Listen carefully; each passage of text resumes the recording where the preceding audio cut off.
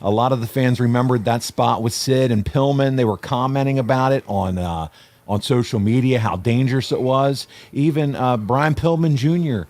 Did a retweet and just saying, man, that's something that haunted him every time he sees it. Your injury kept you out on the sidelines for this one.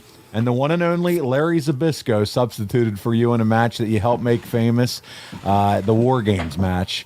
And after the powerbomb by Sid, that brings us up to this week. So that gets us caught up because last week we did Ask Arn Anything. But that's where we're at in your career here as we enter into March 1991. But I wanted to say that as I kick this off, you had been sidelined by a groin injury. And that didn't keep you from making your presence felt when Sting and El Gigante, your favorite giant of all time, I say that tongue-in-cheek, took on your fellow horsemen, Ric Flair and Barry Windham. We're going to kick things off with March, and we're going to look at the first clip of the week. It's from NWA Pro. It's March 2nd, 1991. Are you ready for this, Arn? A little Sting and El Gigante action, buddy. Oh, you had to say Elegante, didn't you? I did. Let's get it started, man. Here we go. Maybe it's better than I remember. Let's jump on it. All right, here we go. Back we go to Barry Windham. Good teamwork on the Horsemen's part. 2 count. DDT. Windham not trying to cover the man and maybe could have had him right there with the DDT. You know, I'm sure this is even obvious to Spudheads. They've got to keep Sting up. That takes care of a good plan there. And now the big guy back in. Barry Windham, who is every bit of 6'6", doesn't look too big right now. El Gigante in. Windham goes over to Sting. You see the tape on the head of Barry Windham. He has been in some fights. It was just last week he felt the claw of El Gigante right here on Channel 9, and here we go. The claw. He's got it on Barry Windham. You know, last time they put the claw on Barry Windham, he squeezed blood right out of the man's forehead. Ric Flair on his back, trying to get El Gigante off. He's riding El Gigante. Here comes Sid Vicious. My God, Sid Vicious doesn't even look that big in there against this man. But now Arn Anderson, the Horseman, working over El Gigante.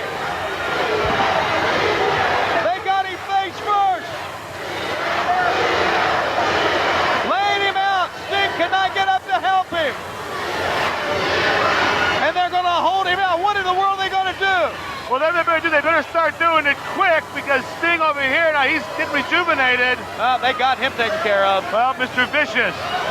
Vicious taking care of Sting, and oh no. I tell you what they're doing right now. They're telling these guys right here that the Four Horsemen are not somebody to mess around with.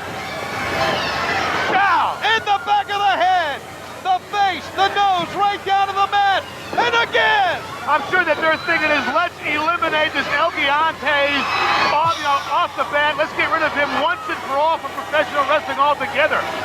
The Horsemen have struck here on World Championship Wrestling. And they have struck on El Gigante. Fans will be back with more right after this timeout. Oh, look at that scene.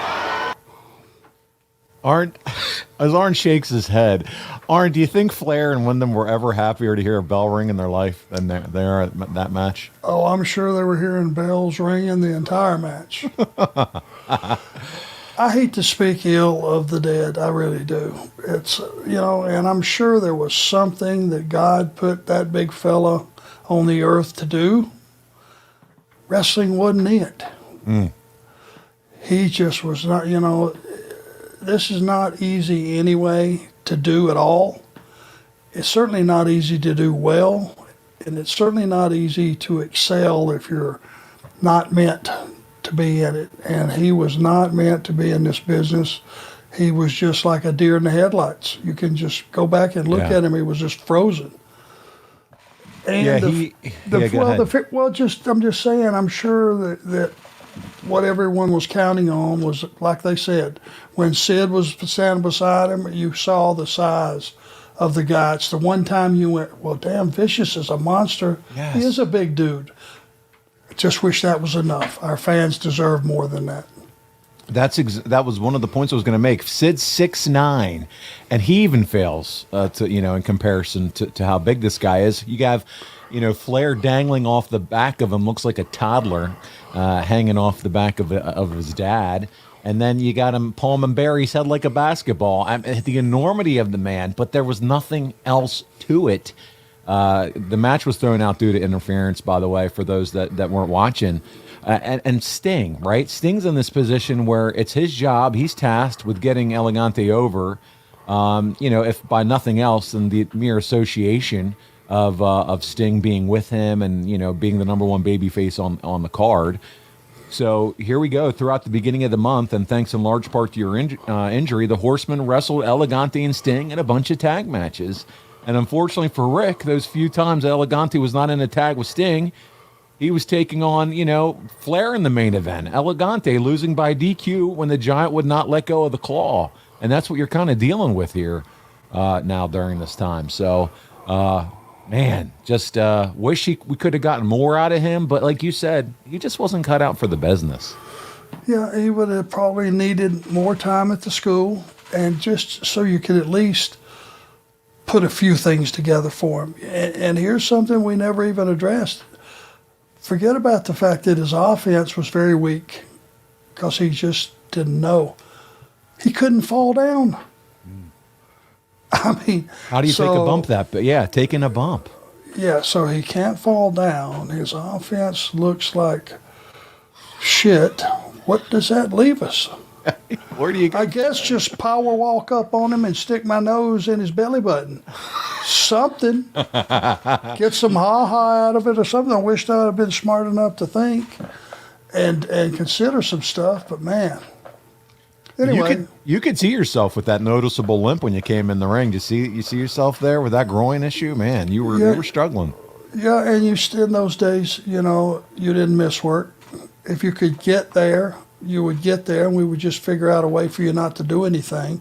But at least your presence was there, and the people that paid to see you there got what they paid for. And if in those days, for a guy that would be working on the floor that was normally in a match, he was hurt. I have one more question, and we'll move on from Big George.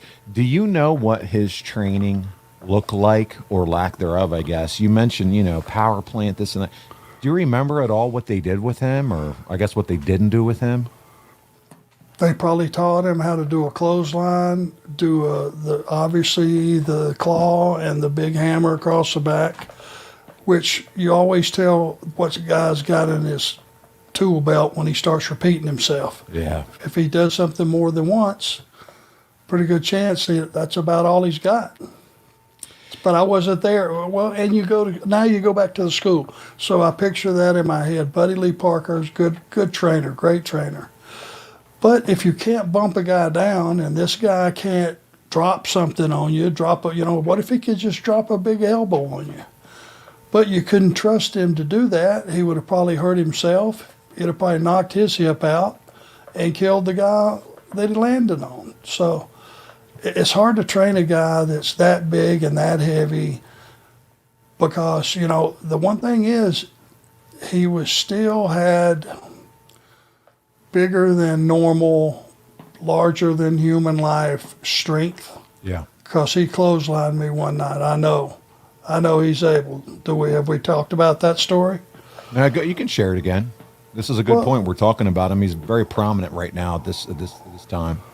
Well, when he got mad, he could certainly clean your clock because we were in Philadelphia. It was a 6-man or something, and Flair came in. He was in the ring with the big man and did whatever he could do. And George, he finally got behind George and he chopped him right between the shoulder blades. Pretty good one. It sounded off. It cracked. But then Flair, in his infinite wisdom, came over and tagged me. Now, not knowing that George was steaming, I step in and I'm going to walk up to him, and I was going to give him a couple of big shots in the chest with a forearm. Brother, he's just accelerated, and he clotheslined me. I swear I thought he broke my neck again. I mean, he knocked my head off. And I don't even remember what happened the rest of the match, but I remember we got back to the locker room, and I went over to the babyface locker room, and brother, I looked at him and said, "What the heck? What is wrong with you? You're gonna kill somebody out there." "Ric Flair make me mad." "Well, clothesline him. Don't clothesline me, moron. I'm not the one that did it." And I mean, he took my head off. So Wow. he would be capable of it if he could just dial it down and aim it properly. I don't mind getting hit hard. Just it's where. Yeah. Well, buddy, and here's the thing too, and we, sometimes we don't talk about this when we talk about him. Turner invested a ton of money in this guy. He wanted to use him on the Hawks basketball team. That didn't work out. So here they are trying to see if they can get some kind of ROI out of him in the wrestling business. And I mean, maybe it was, hey, Ted, this ain't gonna work. Let's look at guys like Pillman, Shane Douglas, Ricky Steamboat, other baby faces on the roster as far as pushing and putting with Stig. Right. Well, I mean, it was Ted's money. He was experimenting. Thank God for him opening up a wrestling company, or we would have been in a single situation, much sooner than we ended up being. Probably, 20 years sooner. So thank God that he did, and the fact of the matter was it was a great company to work for. We just needed some more people that were seasoned at making something out of nothing, if that makes any sense. Yeah. And working some magic with what a guy has to offer. If he looked great, or he could talk great, or he could work great, and that's all he could do is one of those, you would have to, cover him on the rest. There was just no way to cover Big George.